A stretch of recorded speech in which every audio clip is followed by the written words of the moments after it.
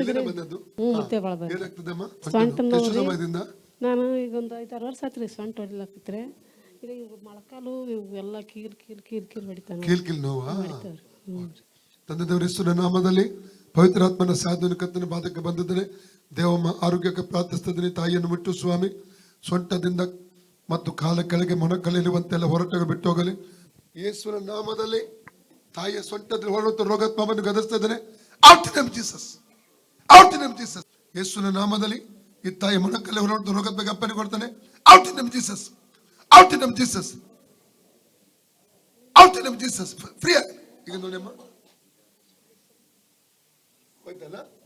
ಯೇಸುವೇ ಸುಖ ಕೊಟ್ಟದ್ದಕ್ಕಾಗಿ ಸ್ತೋತ್ರ.